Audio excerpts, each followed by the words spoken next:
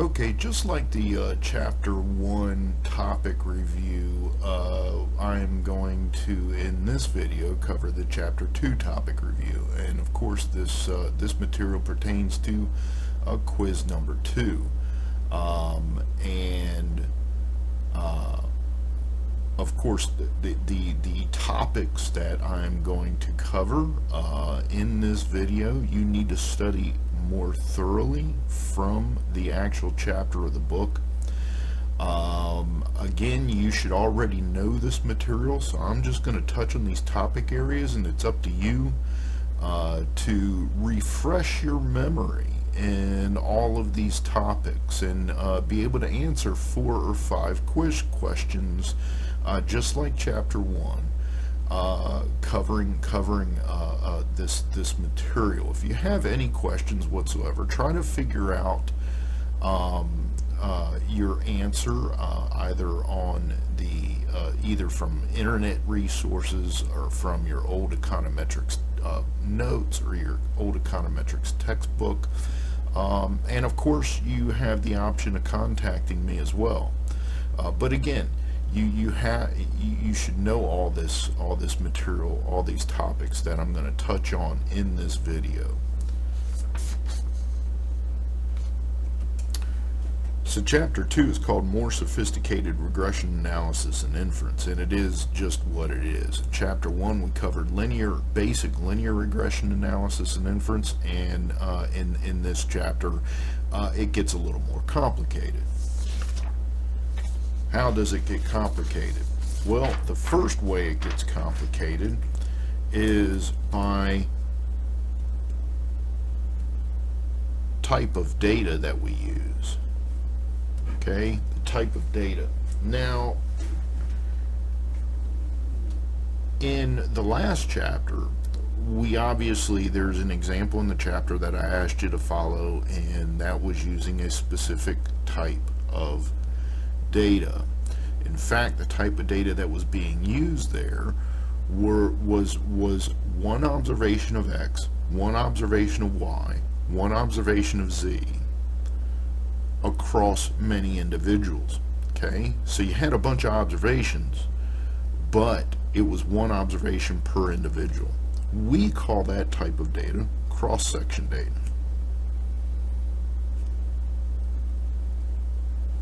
Okay, now we have a specific way in economics or in econometrics of representing cross-section data in our regression model, and this is very important, especially for the purpose of the paper that you're ultimately going to write in this class. The representation is to put a subscript I next to the variables and the error term. You don't put anything next to the coefficients, but you do put a subscript I next to the variables and the error term. So a cross-sectional model would be y sub I equals a0 plus a1 x sub I plus e sub I. Why is this so important that if you're using cross-section data, you represent your econometric model this way? Because that gives the reader doesn't necessarily have to go into the text of your paper to figure out what kind of data you're using. They can simply look at that model and say, oh, this person's using cross-sectional data. The next type of data that is used commonly in economics is time series data, and time series data is data for one individual over time. Okay, and so that would be represented obviously with a t subscript. So our algebraic representation then of time series data in our econometric model would be y sub t equals a0 plus a1 x sub t plus e sub t. Okay, and again, that just tells the reader, oh, this person's dealing with time series data when they're running their regressions. Then there's panel data, and panel data is data that represents many individuals over time. Okay, so you could imagine annual GDP for the last 10 years across 100 countries. That would be represented by panel data. Okay, and in panel data, we simply combine the subscripts. So we get y sub it equals a0 plus a1 x sub it plus e sub it. Okay. Make sure you know the differences in the types of data that can arise in economic research, because there could be a quiz question on that. The second topic that you need to review for the quiz, for the refresher quiz, is quadratic analysis.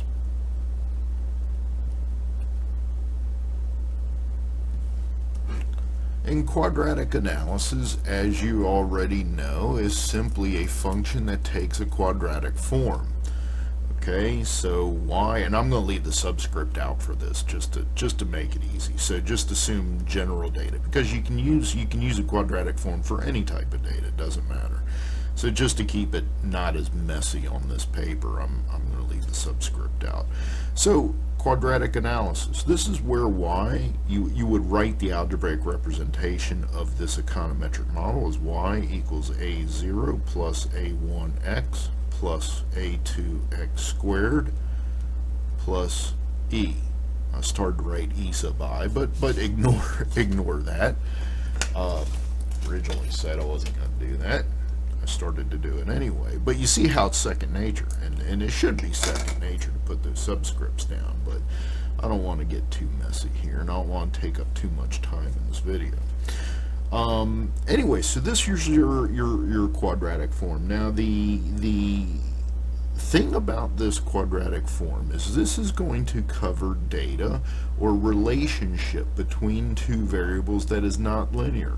Last chapter was all about a linear relationship between x and y, but not all relationships are linear. Think about a production function. So in a production function, say it's a production function of an economy with only labor.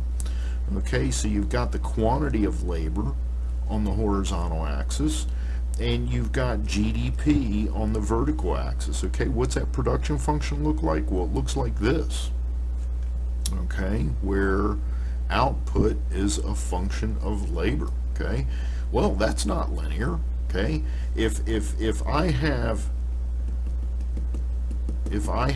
observations that are looking like this, okay, this line's going to fit that relationship much better than a line like this would. Okay, so the bottom line is then we need to model this as a quadratic relationship, not as a linear relationship. The interesting thing about this, though, is that the marginal effect is no longer constant. So in a linear relationship, the marginal effect is simply the slope coefficient to x, because it's a linear form. But in this case, the marginal effect would be the derivative of y with respect to x, which equals a1 plus 2a2x, right? And that represents the slope at any x. Okay, so if I wanted the actual slope somewhere on that function, of course, I would just estimate a1 hat and a2 hat, and then plug in a value for x, and it would give me the slope of that function at that point. The other nice thing about a quadratic form is that, of course, this function will likely come back down at some point, meaning that we can actually calculate its maximum. And we can calculate its maximum by simply setting the first derivative equal to 0. And again, you know how to do this already. You did this ever since quantitative analysis in your sophomore year. So this should be second nature to you. And when I set this first derivative equal to 0 and solve for x, I get 2a2 hat x equals negative a1 hat. And I get x then equals negative a1 hat divided by 2a2 hat. Okay, and that is, that represents the maximum of this function. And of course you can plug this value of x back into your original equation to find the corresponding value of y at that maximum, and that may produce some interesting conversation for you in your research. Again, this is covered in the book, so take a look at the example that's done in the book, and it'll enlighten you as to how beneficial this sort of quadratic modeling can be. Again, go perform the procedures in the book, refresh yourself with quadratic functional forms and using those forms in econometric analysis, and if you have any questions, contact me and we'll try to go over any issues you may not remember.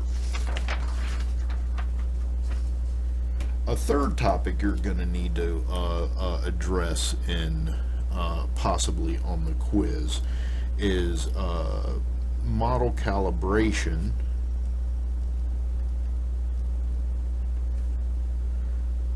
versus omitted variables. Now, we did some omitted variable analysis back in chapter 1, at the end of chapter 1. You'll remember that we included a z variable into the regression to hold constant characteristics of the individual or individuals that could possibly influence the relationship between x and y, and that would be considered an omitted variable if there was that influence and we didn't include it in our regression. Of primary concern here then is what is a model calibration variable. A model calibration variable, as the book explains, is simply a variable that where the coefficient sign, not the value, but the sign, is going to have an empirical regularity to it that we know must exist in the data. Why is that important? Because if you include that variable and the sign of the coefficient is not what you expect it to be, then there may be substantial flaws with either your data or your model. So for instance, assume we have GDP on the left and we run a regression of GDP on, I don't know, number of college degrees in a country.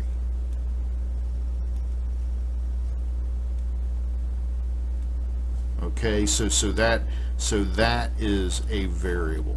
Okay, number of degrees in a country. Okay, now and say that, so the hypothesis we're testing is that the number of college degrees in the country positively affects the GDP of that economy. More specifically, per capita GDP, but let's just keep it simple. So let's say that's our hypothesis that we want to test. So the marginal effect then of the number of degrees in a country on GDP would be positive. We would expect A1 hat to be positive. Okay, but how do we know that our data set is performing properly? And how do we know that some other functional form might not be more appropriate for in explaining this relationship? Well, one way we can determine, or one way we can satisfy the reader of our research that that what we're doing is a statistically sound procedure is by including a calibration variable. So I would want to include, say, A2 plus gross domestic investment, okay, GDI, and then put an error on the end. Why is this important? Because we would expect investment to increase GDP, and we know that to be the case through our GDP accounting equation, right? So you go back to basic introductory macroeconomics. If you remember, GDP equals C plus I plus G plus NX. Well, gross domestic investment is that I. obviously. So we're going to increase GDP when investment goes up. We would expect A2 to be positive. So a model calibration variable simply says that I run this regression. If I get a negative A2, I have something seriously wrong with my model or my data. Take a look at that. Refamiliarize yourself with what calibrating a model is, because a question like that could be on the quiz. Lastly, I want you to be familiar with what a fixed effects regression is. A fixed effects regression. And a fixed effects regression mostly comes about when using panel data. Okay, so if you remember back on the first paper,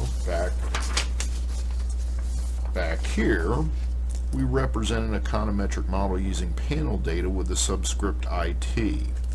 Well, we do the same thing with a fixed effects regression, but the constant term has a subscript I on it. So we would write this algebraic representation as y sub it equals a sub I0 plus a1 x sub it plus e sub it. Now what's significant here is that we're assuming that the slope is the same across individuals and over time, but we're assuming that the constant term is different for each individuals. In other words, when x is 0, the conditional mean of y is different for every individual. That would be the same thing as thinking like this. If we didn't have that I there, and we just ran this regression assuming all the constants were the same, and assume that again, using a previous example, assume that y is GDP and x is labor. And so we're modeling production functions. If I didn't have that I there, if I didn't let everyone's constant be different, say across countries, so say this is GDP of 100 countries and the labor force of 100 different countries over time, if I didn't have that I there, if I didn't let everyone's intercept change, okay, then I would be forcing everyone on the same production function. But by letting everyone's intercept value change, I'm letting countries use the same production function, but it can be located in different places on the graph. In other words, a more realistic picture of this production function analysis would be represented by allowing the intercept of every country to be different. Okay, refamiliarize yourself with what a fixed effects regression is, why we would use it, and in other words, in what circumstances we would use it, and what the theoretical implications are. In other words, why is it important that we let everybody's production function be different? Why would that make sense? Again, the book covers this sort of material. So the bottom line is, for quiz number 2, cover types of data, quadratic analysis, model calibration, and fixed effects regressions. Go back and refresh yourself with those topics, and